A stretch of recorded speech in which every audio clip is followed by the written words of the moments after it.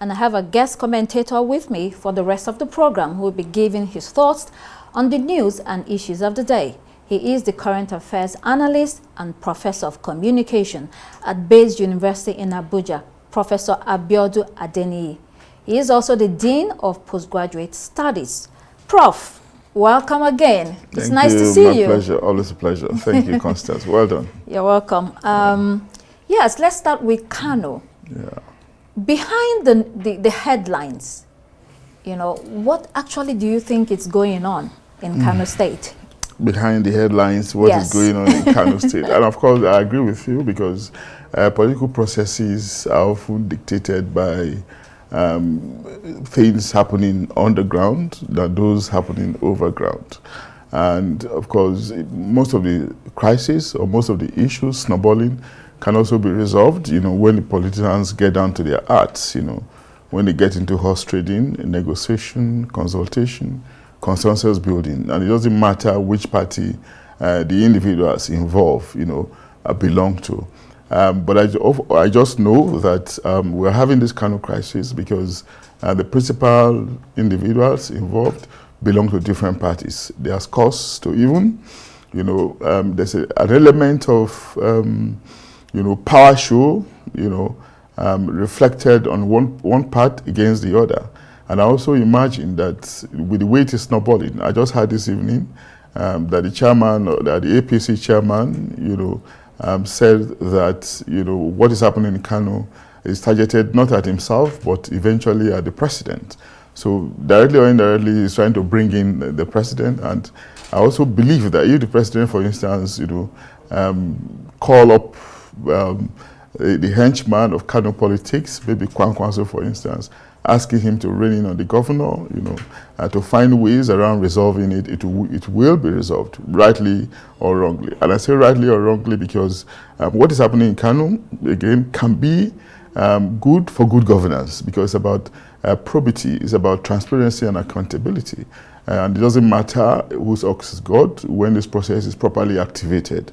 But the picture that can also be presented is that, okay, it is happening because that Ganduje belongs to another party or because you know, they supported a different candidate for the governorship of the state. And you remember we said the other day that the governor started on a very aggressive note in the initial instance when they demolished some properties. It took on some policies that were very, very confrontational, very aggressive, looking like he wanted to make some fundamental changes until he slowed down. Maybe there were some people that reigned in at that time. Then it slowed down. Then, of course, we are now seeing these resurgence again. You know, but this resurgence, at the end of the day, given our politics, you know, given the way, you know, that loyalty works, I believe that it might be resolved maybe around the coffee table at some point, you know, but especially with the interventions of the chieftains of the political process, whether in Kano or beyond Kano. Okay, so, but if Alhaji Ganduje has a case to answer, surely he should answer to it. Of course, you know, I mean, that's what we're talking about. You know, we're saying that the bane of our politics, of our system, has actually been that laws are implemented in the breach. Likewise, Kwankwaso. Yeah, that's why. And then we're having a governor now who is taking the bull by the horn, you know, trying to check the books and trying to maybe prosecute somebody who is believed to be culpable. You know, that's a welcome development. But if it is selective, you know, if it is just targeted at a former principal on grounds of vendetta, that's why I think there will be problem. And that's where the suspicion is. And that's why I keep saying that as the events are going on, we need proper explanation, reassurance that this is not just personal, you know, but rather procedural. I mean, some people actually think that the APC is, you know, using the NNPP to remove Ganduje from the picture because they want another national chairman. Well, conspiracy theories will come up in this kind of situation. And do not forget that once you are a governor in this country, arguments have been said, have been raised at different times that you are more like an emperor. Sometimes you are a governor on the platform of a certain party, but you also have influence over what is going on in the other party. And if that is what is playing on in Kano, I'm not going to be surprised. The governor is of NNPP, but we are seeing something else going on in APC. You probably may not be able to rule out the hand of NNPP chieftains in what is transpiring in APC. What matters is the influence they are ready to deploy, to get your interests, served, as the case could be. So, these things will continue to play up until we'll see an end somehow.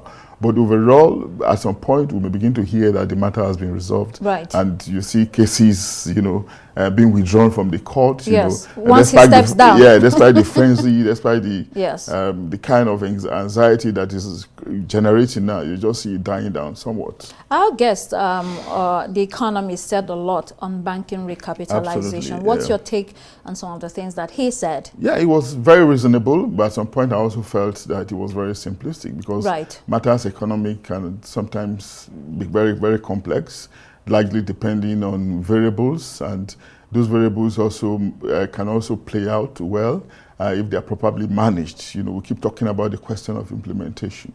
The policy, to my mind, was brought out by the central bank, probably to address what they believe is excess liquidity in the system. It's probably desire to mop up excess capital in the system. Remember when Emefiele came up with his Naira change policy, it was not a bad policy in itself because the argument then was that there was excess liquidity in the system and they needed to do some mop-up. Those liquidity are still, we are still witnessing excess liquidity now. It might be an attempt to mop it up, to get the bank stronger with the recapitalization policy. That to my mind seems to be what central bank is out to do. And do not forget, the arguments in circles, genuine arguments, that most of the funds outside are not necessarily the banks. They're in private vaults. People have lost confidence, not necessarily losing confidence. Most of the monies outside are not necessarily legitimate funds. Most of them are stolen, and that's why, and they are idle funds. Yeah, but if there are money in vaults, then you go after money in vaults. It can be very complex. There are different strategies to it. And some of them are. So sometimes you may not, how many vaults are you going to go after in a nation of 200 and something million people, with many people, trying to help themselves? Well, the case is usually with politicians. Not just politicians, there are also sections of the system where corruption is also rife, where these sharp practices are also rife.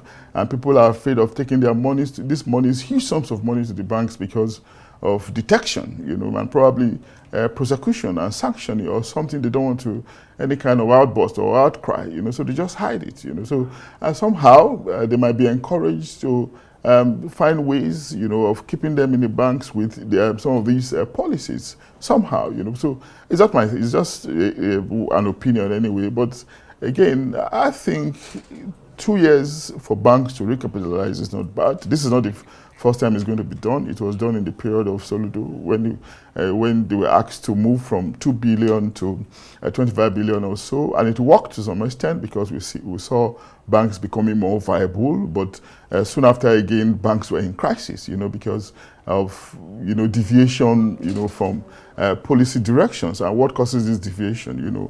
When policy directions are injected with the desire to compensate, to reward loyalty, to be friendly rather than sticking to rules and regulations.